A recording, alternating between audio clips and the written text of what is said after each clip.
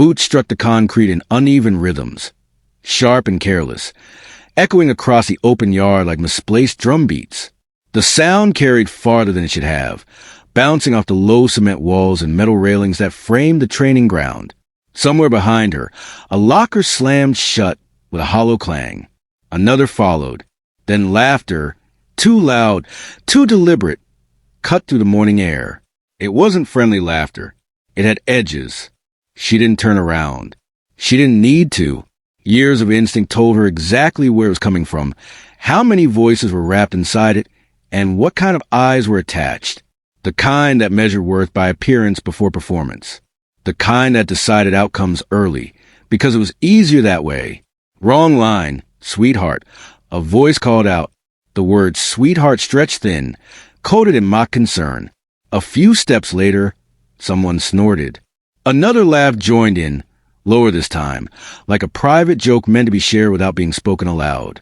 Heads turned, some openly, others only halfway, just enough to confirm what they already believed. Smirks bloomed easily on tired faces. A few recruits leaned into each other, shoulders shaking, boots scraping the ground as they adjusted their stance, enjoying the moment more than they wanted to admit. She stood where she was, hands relaxed at her sides, fingers slightly curled, breathing slow and controlled. Her eyes remained forward, fixed on a faded white line painted across the concrete. The paint was cracked, worn thin by years of boots marching over it, by people coming and going, by promises broken and rebuilt. She focused on that line, the way she had learned to focus on small, solid things when noise tried to take over. Every word reached her. None of them missed. But nothing showed on her face. She didn't stiffen. She didn't flinch. Her shoulders didn't tense, and her jaw didn't clench.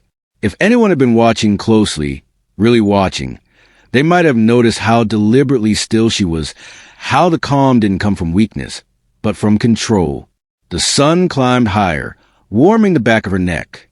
Her uniform felt heavier than it had an hour ago, the fabric pressing against her skin as if reminding her that she was real, present, and very much here. Sleeves stayed rolled down despite the heat.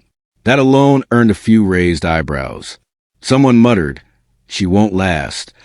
Another voice replied, "Give it a day." The comments drifted past her like smoke, unpleasant but temporary. She had heard worse in quieter rooms, in places where laughter didn't echo because it wasn't meant to be shared. This was familiar territory, being underestimated before being understood, judged before being known. A whistle blew somewhere to her left. The sharp sound snapped a few heads forward, but the atmosphere didn't fully reset. The energy lingered, buzzing just beneath the surface. People were waiting for her to react, waiting for a crack. People like cracks. Cracks made stories easier. She shifted her weight slightly, just enough to balance more evenly on her boots. The movement was subtle, almost invisible, but it grounded her. Her reflection flashed briefly in a nearby window. Straight posture, neutral expression, eyes steady, not defiant, not afraid, just present. That seemed to irritate them more. Laughter flared again, shorter this time, uncertain. It lacked the confidence it had moments earlier. A few recruits stopped smiling, glancing around as if checking whether the joke was still funny. When she didn't shrink, didn't apologize, didn't step aside, something uncomfortable crept into the space between them. Silence followed in fragments. Not the clean kind, the awkward kind, the kind that asked questions no one wanted to answer. Why isn't she moving? Why doesn't she care? Why does she look like she's exactly where she's supposed to be?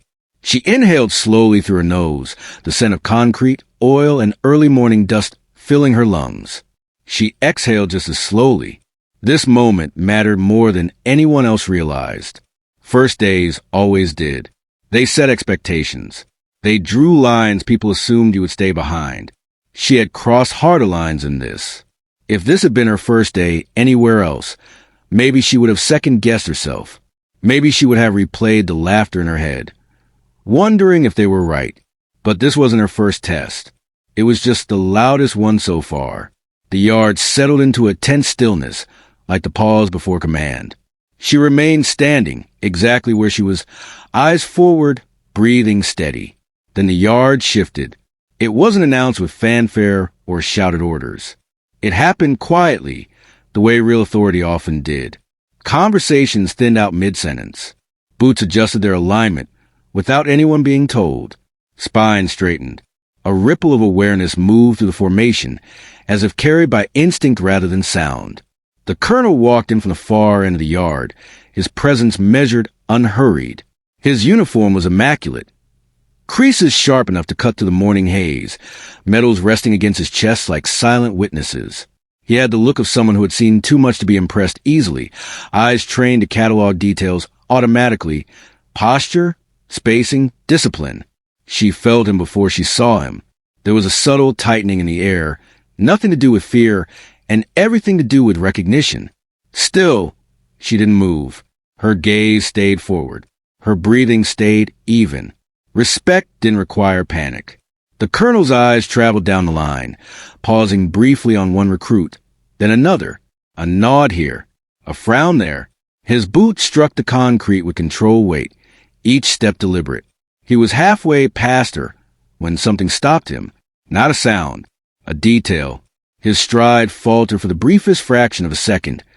So small most people would have missed it, but he missed nothing. His head turned back, eyes narrowing slightly as they settled on her arm. Recruit. The word landed cleanly, cutting through the quiet. Every nerve in the formation seemed to tighten at once. "Yes, sir," she replied, voice steady. "Roll up your sleeve." A murmur rippled through the line. Confusion flickered across a few faces. It was an odd request, an unnecessary one. Heat shimmered above the concrete, and sweat traced slow lines down temples and necks. She hesitated, not out of fear but calculation. Then she obeyed. The fabric slid back. The tattoo emerged inch by inch, dark against her skin. It wasn't decorative. It wasn't flashy. It was deliberate. Lines intersected with purpose. Symbols layered over symbols, each one precise, each one earned. It looked less like art and more like a record. The colonel stopped completely. The silence that followed was heavier than the laughter from earlier, pressing down on the yard until even breathing felt too loud. His eyes locked onto the tattoo, and for a moment, the hardened composure he wore so easily slipped, just a little. "Where did you get that?" he asked. The question carried weight, history, memory, and something close to disbelief. He took a step closer, careful now, as though the answer might reach out and grab him. "I've earned it, sir." Her voice didn't change. It didn't need to. A few recruits swallowed.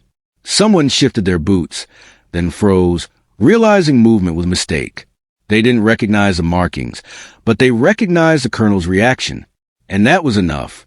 That insignia, the colonel said slowly, is not given lightly. "No, sir. Those missions don't exist on paper." "No, sir." The words hung between them like a bridge only two people could see. For a moment, the yard seemed to fall away, the colonel's gaze drifting somewhere distant. Through nights without sleep, through decisions that never made it into reports, through names remembered quietly, if at all. He looked back at her, something unreadable passing across his face. Then he straightened and raised his hand. The salute was sharp, precise, unmistakable. Gasps rippled through the formation. "This recruit," he said, voice carrying across the yard, "has already proven herself in ways that require no explanation here." He lowered his hand. She rolled her sleeve back down. The tattoo disappeared, but its impact did not. "Stand easy," the colonel ordered. Training resumed, but nothing felt the same. Laughter was gone. Discipline sharpened. By the end of the day, whispers had faded into quiet respect. She kept her sleeve down. She didn't need the mark seen. They already understood.